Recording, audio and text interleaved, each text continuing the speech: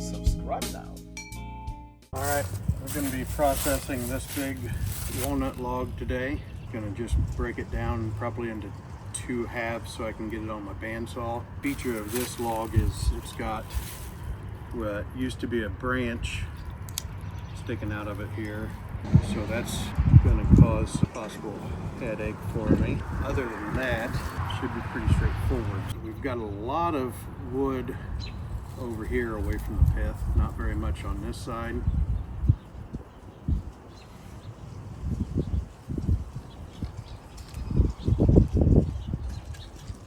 That pith is going to be angled back that way.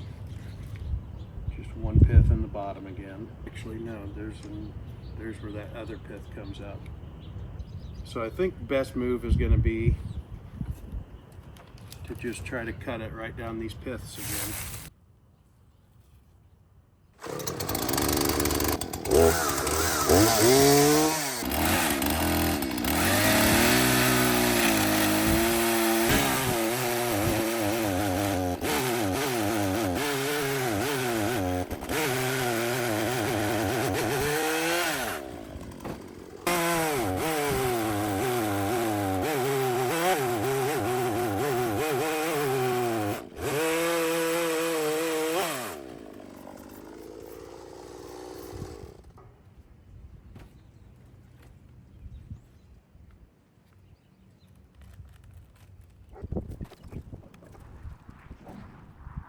That'll give us some nice pieces. Gonna have some quilting in this. That right there is all gonna be quilting above and below that branch sticking out. I want to utilize this quilting piece for sure. So that means it's going to be at the bottom of the bowl. Now we've got this knot, or this branch coming out the side with a pith in it, obviously. So here's what I'm thinking. I'm thinking we're gonna cut this one probably this way. Then we'll have 2 halves to work with. This one will probably get cut up into 2 more blanks. This one might be 1 big blank. Okay, let's get this piece inside.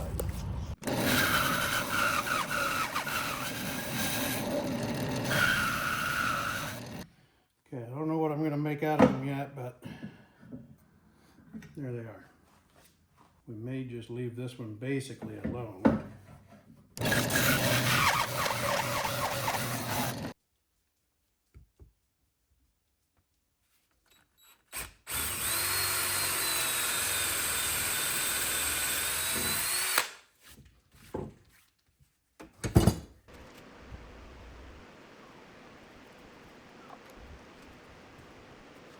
May not run too bad either.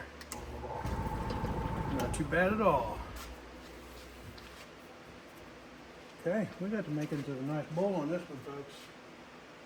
First order of business, I'm gonna go through and clean up the sides a little bit. I've got to get flat enough here that I can get a tenon on it. I'm gonna try to go just flat enough to get a good sized tenon on it. Okay, we're gonna start off with my 1/2 inch bowl gouge.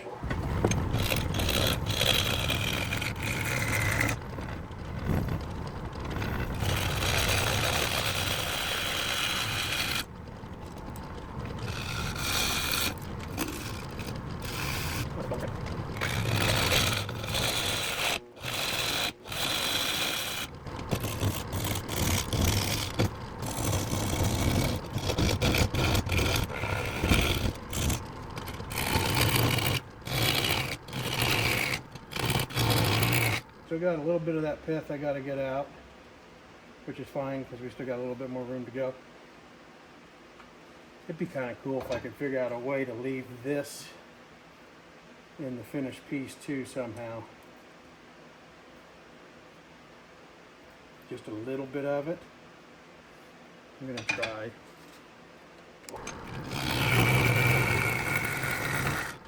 I don't think I'm going to be able to though.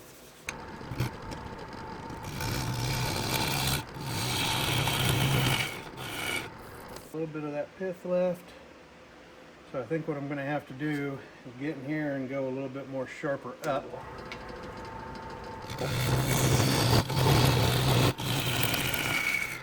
Okay, the pith is pretty much gone. I've got just that little section of foot that I'm hoping to save. See if I can flatten this off. This is going to be the real test if that natural part stays in or not. So I have enough to be able to make a foot. I don't know how I'll make it look good, but man, I want to try.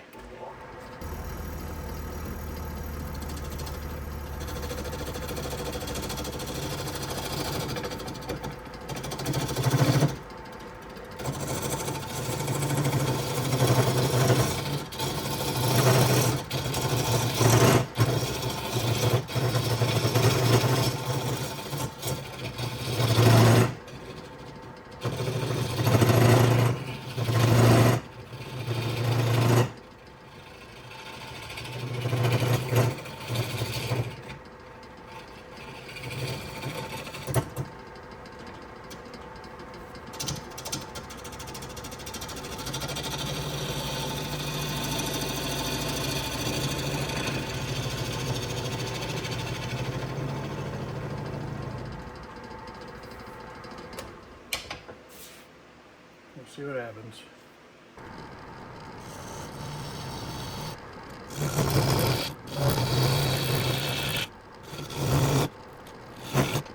Anything left? No. Sliver.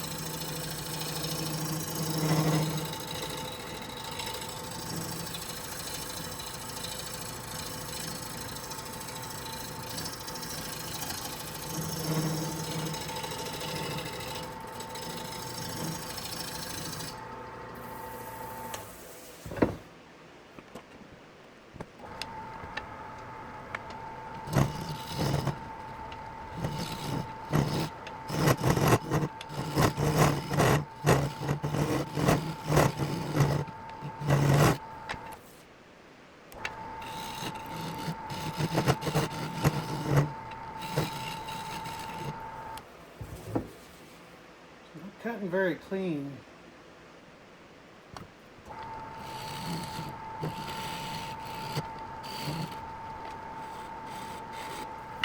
Probably not cutting very clean because of all that quilting, which we definitely have, which is great. Let's go with 80 grit to start off with this.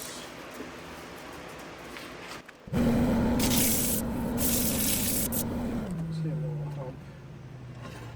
Smooth that out real quick.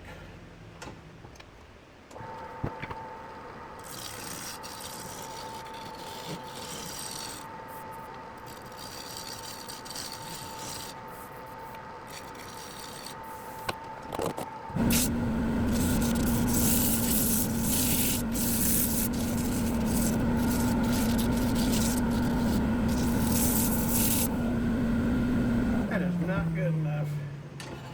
Still got a ton of tear out. I don't know how I'm going to get this tear out. Let's try shear scraping with the spindle gouge.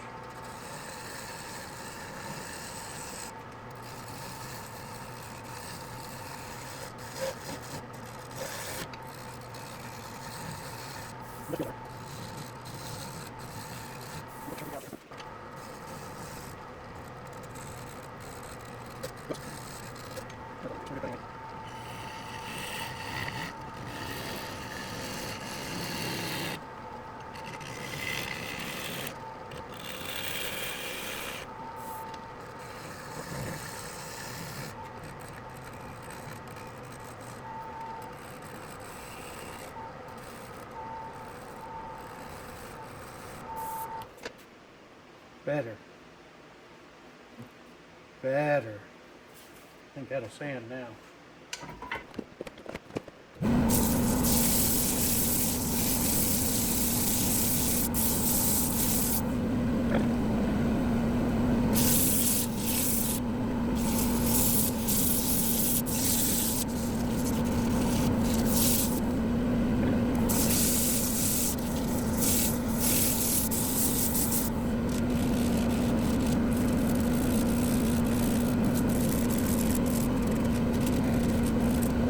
So anytime I'm dealing with some wood with this quilting or some extreme figure or some wood that's just not behaving well, that's getting all kinds of tear out, blah, blah, blah, difficult wood, that's usually the best stuff, right? The more difficult it's being, the more figure there's in it and the better it looks. But when I'm messing with this stuff, I like to, especially in the lower grits, if I'm hitting it with 60 or 80 or 100, stop it and go back, and I essentially think of it as brushing the grain in different directions, right? So instead of just sanding it in one particular direction with the lathe spinning, I'll stop the lathe, do some circles like this. I'll brush it top to bottom, side to side, diagonal, especially with this curling, because you don't know which way the grain is wanting to lay anyway on any given inch of the piece.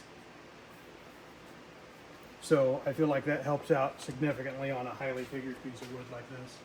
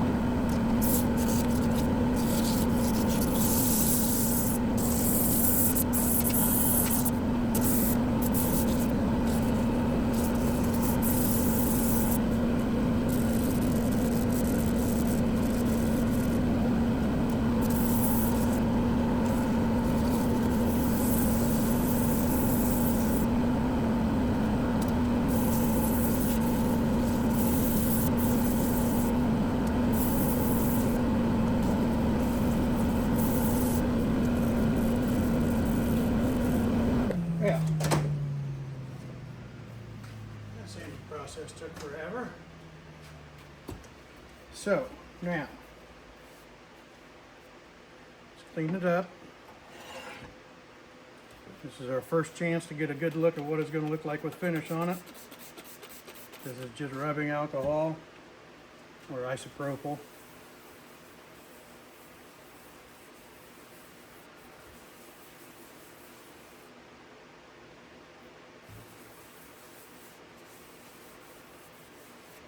Now we'll go back with some, actually with this one I want to put just some oil on it first. No. Yes, no. No, yes. No, yes, no, yes. No, yes! Just mineral oil.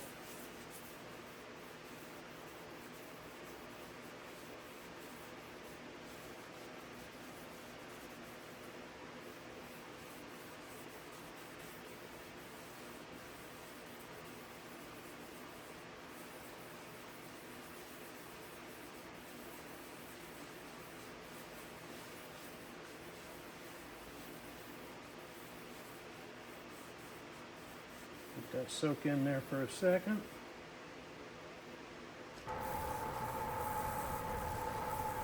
Okay. And we're going to hit it with some microfine Yorkshire grit. I think this is supposed to take it to 1,000 grit. Something like that anyway. Okay, that's way too much.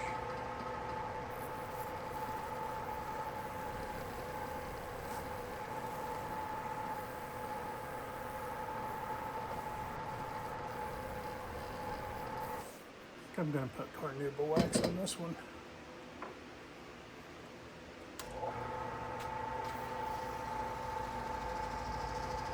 Hopefully get just a little bit more of a shine, show off some of that quilting.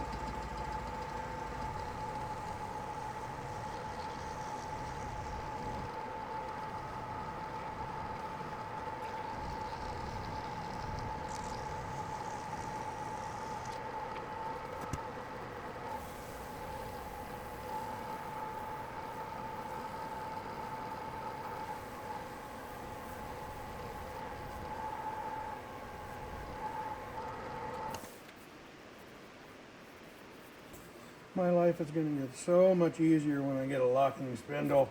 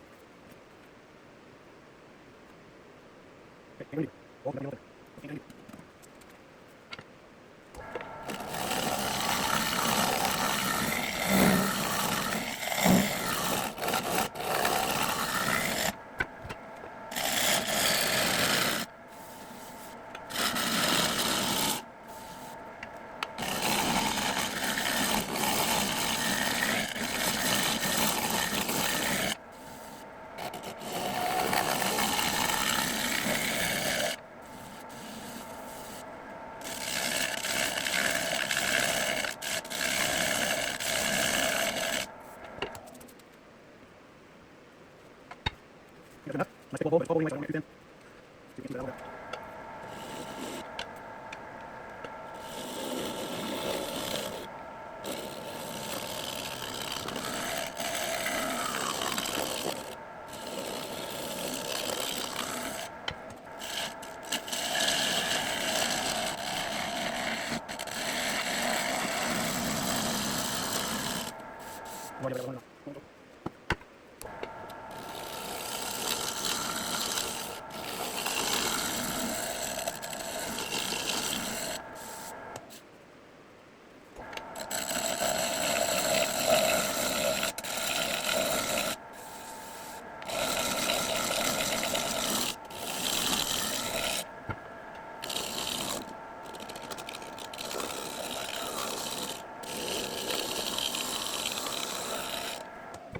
Okay. Go over and look. We can check it out.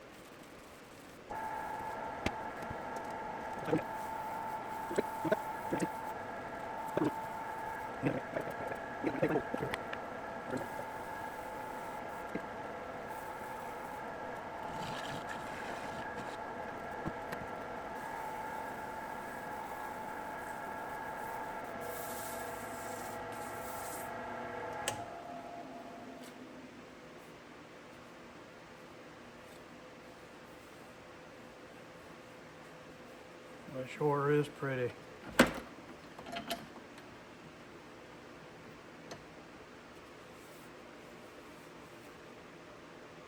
Foot looks good.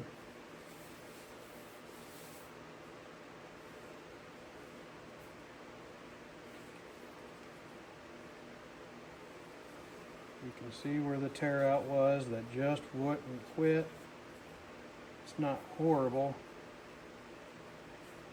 And over time that'll wear down, but of course it's right there on the edge of all that quilting. Look at that quilting though on the bottom of that bowl. It's gorgeous.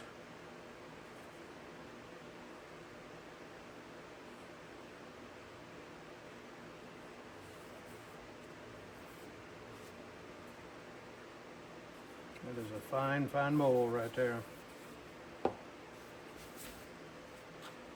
All done. Catch you on the next one. We've got plenty more to do.